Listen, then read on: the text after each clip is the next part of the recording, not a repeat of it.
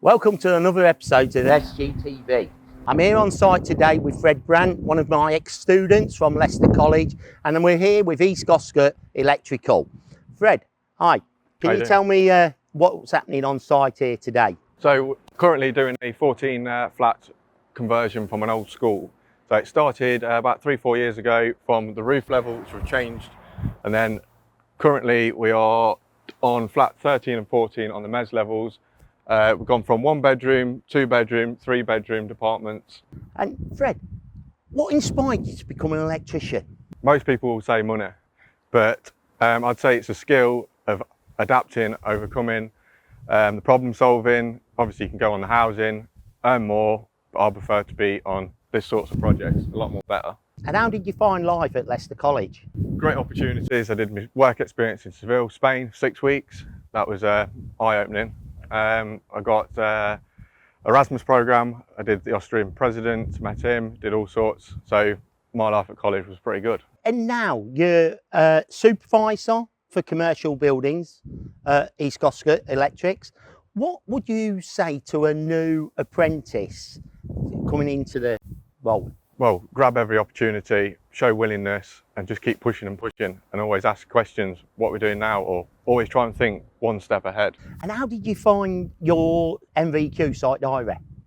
Paper version would have been easier if they'd have done that from the start, but once you got into the swing of things, it becomes a lot easier. Yeah. It's just trying to remember, record your evidence, take your photos, and try and do it as and when you're doing the projects. Fred, college life then, who was the most inspirational teacher for you? Good old Norman. Norman's the guy that inspired you. I'm hurt, deeply hurt, Fred. Fred, tell me, when you were at college, what made it great? Because I remember you as a full-time student, and you did some work experience, you went to work for another electrical company, and then you learned to trade there. And then you've obviously moved on to work and become a supervisor for an excellent company, East Goscote. At college then, what made the difference on the programme? So I'd say the backing from Scolmore with all the products that they used to bring in, you know, always learning new stuff, not using old rubbish that someone's chewed. It was decent products, decent tutoring, and that's what makes the environment easier to come by. So what's the fun bits about college life then? Can't be me all the time. I'd say, well, now they've just built the McDonald's across the road, I'd imagine all the students are in there now. So yeah, that was good. I'd say the friendship groups we had, you know, we'd all get on, all help each other when we were struggling. As I say, the tutors, they were pretty good. Thanks for that. Does that include me? A little bit. At college, put you on work experience, took you off a full-time programme. The next minute I know, you've got an apprenticeship. Yeah, you started your apprenticeship, and then what was your journey from there? What sort of work did you start doing as an apprentice? So the apprenticeship, yeah, they are hard to come by, especially when you're leaving school, because one, travel, transport, it's hard for companies to pay for, pick up. So that was a bonus when I had my own car. So apprentices wise, I was supposed to come on the industrial first. I ended up doing the small works. So I went round with a small works team, coming on like maintenance tickets, any faulty products, and then meeting the customers. That was probably one of the biggest stepping stones for most people, I'd say. So the T levels have got it right then. They need people who can communicate. Yeah. So communication, when you've got someone standing over and talking to you, put you under pressure. Yeah, it's when they ask you what's up with this, and you're trying to do the problem, and then they're in your ear. It throws you off. So how do you deal with that now? It's just experience. Yeah, I have them on my shoulder now. That's part and parcel. Always there, looking over you. So best thing on site now, when you meet customer's house. Yeah. You get a good cup of tea or coffee. Sometimes, but sometimes I like to be in and out. That's the best way. But yeah, cup of tea. Fred, T levels, new qualifications, slightly different to what you were doing as when you were on a full-time programme, which is just electrics. T levels are focusing more on what maybe East Goscote are looking for in their employers. So tell me a bit of how what you're looking for in your apprentice. I know you're just taking a new apprentice on at Leicestershire College. Yeah, from Leicestershire College, working for East Goscote Electrical. What do you look for in an apprentice now? So the one we've just taken on, he came from T-levels, again, Right. from Leicester College. So he started with us this week. So he's now on a industrial site. Best thing, advice for any apprentices is communication. Learn to talk to your apprentices properly. Learn to talk to customers, site agents, even other trades like the plumbers, try and liaise, so you're not on top of each other working in a stupid space. I'd say that is probably one of the key points. What about mobile phones? Limit the use of them. Everyone has emergency calls, but not on them all the time. Right. Fred, 2 different buildings. New build, old Victorian building, is it? And then what's a different type of work that you're doing there compared to here? So take me through a new house, what an apprentice or what an electrician would do in a new house. So new builds tend to be breeze block for Jelson homes. They're literally clip direct, cap in, cable, through the joist.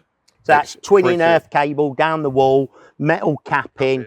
Yeah, and what sort of protection do you use in the consumer units? RCBO protection throughout, well, obviously standard with SPDs. Right, and SPDs are for? Surge protection. Okay, on the house, and that protects my electronic equipment in the property.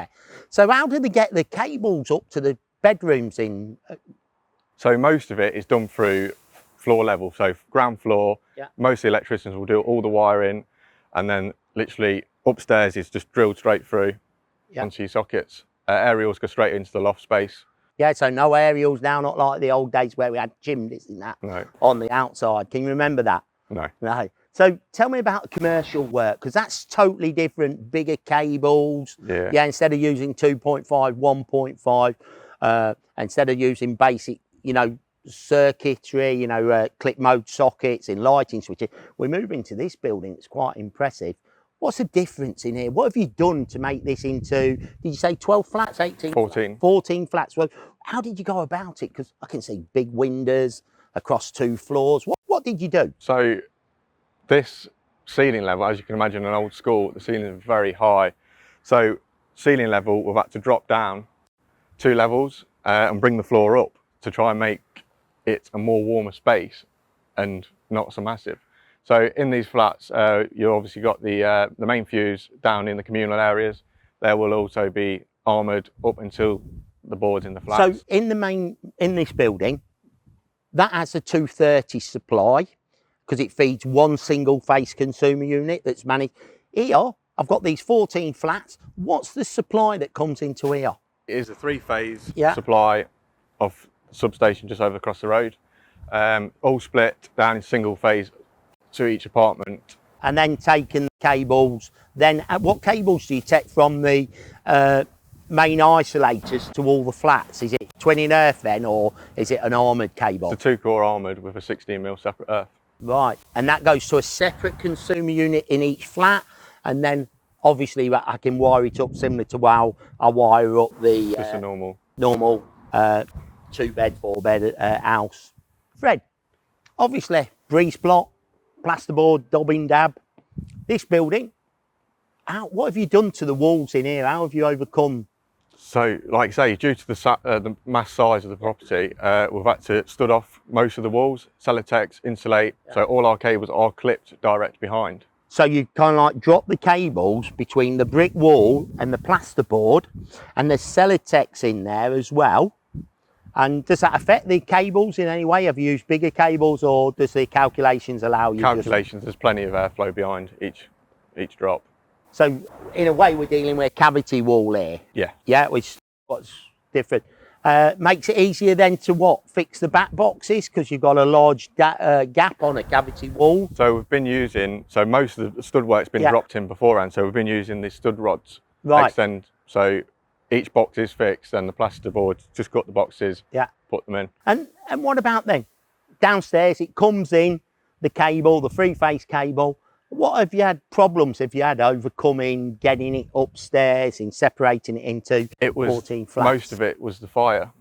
Right. We can't drill through certain walls unless it's sealed, mastic. So each hole is mastic and then certified. Fire retardant mastic you've used to make sure anything going through doesn't affect the fire barrier. It's by an external company, so everything, as you will see later on, everything and every hole has got a serial number next to it, and it's all photographed, ready for the fire external accessor. So on the mez levels, tell me about the mess level. That one, due to fire regs, we've had to install a sensor on the induction hob. Tell me, so basically I'm on the second floor of this building, and what we're talking about a mess level is then we've got a room downstairs that's the so kitchen. That's the main note. So downstairs you've got the bedrooms, the cylinder cupboard and the bathroom. Upstairs you've got a shared kitchen with a living room, so it's an open plan sort of design. Then back to the fire regs for the cooker. So it's limited cooker time. Because it's in the roof space. So what you're saying is now you've had to fit some smart devices in there that limit the amount to heat, because they'll be setting off all the smoke alarms, and they're interlinked with the hob. So if there was too much heat, it cuts it all off. So you can set it 5, 10, 15, 20 minutes timers. Maybe annoying for the tenants, but safety. And they're also first, because of the 14 beds in the fire regulation being in the ceiling. If the fire starts up there, it's unlikely that the ground floor are going to be notified. What sort of fire alarm system have you used in here? Because you were saying you hadn't used cable, you used a different type of system. So there's no fire alarm for the communal areas on this property. It's all sprinkler system. So you've got a sprinkler system which is piping water. So if there was a fire, the glass breaks in the water, just comes out and floods the fire. Every room within this apartment have all got sprinkler systems built in. Landing communal areas obviously got the sensors. Right. And the setting upstairs, is that a sprinkler system as well? The whole building? Whole place, all sprinklers. Fred, what's really great to see is being one of your tutors at Leicester College and seeing the growth you've made in how you've developed from, I don't know, is it 6 years ago now? 7 years? 2015. 2015, so 8 years, time flies. But you started full-time, progressed into an apprenticeship, travelled Europe representing Leicester College. You do, you're an army officer in Army Reserves, Army Reserve in your spare time. You were telling me you're doing CAD drawing, EV, solar, and it's just amazing that from wiring a plug top on your first day, having me in your ear hole saying don't do it this way, don't do it that way, to see the journey that you've come on. It's really a privilege to be part of the teaching staff that got you there. The team at Leicester College must be really proud to see the opportunities. You grasped every opportunity that's put in front of you. And as a lecturer, that's all we can do is put opportunities in front of you. It's up to you to take them, and you've took everything that's been given and took it a lot further now. I'm sure you could go and teach Norman, Phil and myself an awful lot about the electrical trade now. Tell me what the plans are for the future. Hopefully to try and progress within obviously East Goscote Electrics. The next project we've got is industrial, which hopefully we'll see down there. And then new build site at Markfield is all going to be air source heat pumps and solar PV. How big's that? About 800-900 houses. 800 or 900 houses. Well, and the commercial side that you're involved, you're going to be fitting some. What's that project that you're going to be doing? So that's at East Goscote Industrial Estate. We factory unit, bare shell. It will be obviously 3-phase coming in, lighting throughout, dado trunking in the offices, EV charge point now outside. And what role you've played in that?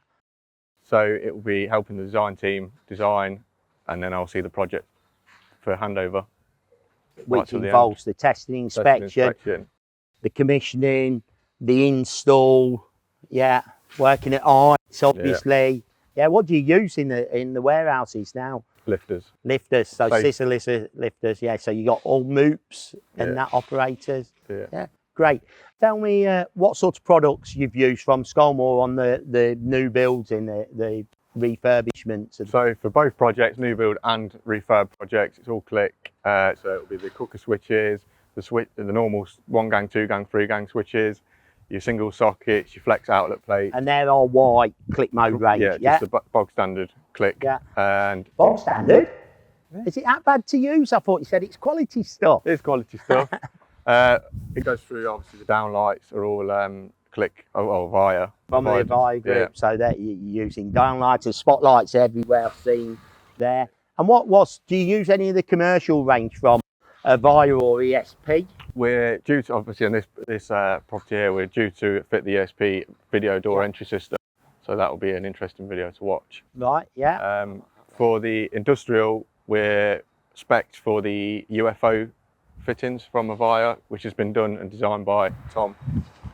Right. At Avaya. At Avaya, and then that's going to be installed in this new commercial warehouse. That'll be interesting to come and see. We'll have to catch up again. Fred, remember at college, first time in the workshop, I can still remember it. Yeah. After the plug top, doing that for about the 10th time. Yeah. Yeah. And then we introduced you to your first lighting circuit, and I used to come round, and I'm sure yours looked like a scare electric. You must have had one that Christmas. Was that the one that you ripped off the wall? I'd never do a thing like that, Fred. It's just quality, not quantity. No, that was ripped off on the wall. And then in the lessons, when we're doing our science and everything else, how important were maths and English to you now? How do you use the maths and English now that you learnt at college? It's all on apps. You're not with the modern times, Ian. Come on. You'll have to come in and show us all how to use it, mate. But you do CAD now. Obviously, you have to measure everything. You were telling me about fitting solar panels on the roof. Yeah. So did you see any of that at Leicester College? Yeah. Yeah. We had the renewables upstairs, but it was collecting more dust than anything. That's because you students came in and made a mess and never cleaned up after you. So, worst experience at the college? Neil ripping my lighting circuit off the wall. Fred, but look where it's got you now. Fred, it's been a pleasure to see you, buddy. Hope you've enjoyed doing this. Guys, stay tuned. See you in the next episode. Don't forget to like and subscribe us. Fred, pleasure. Always. Thank you. Cheers.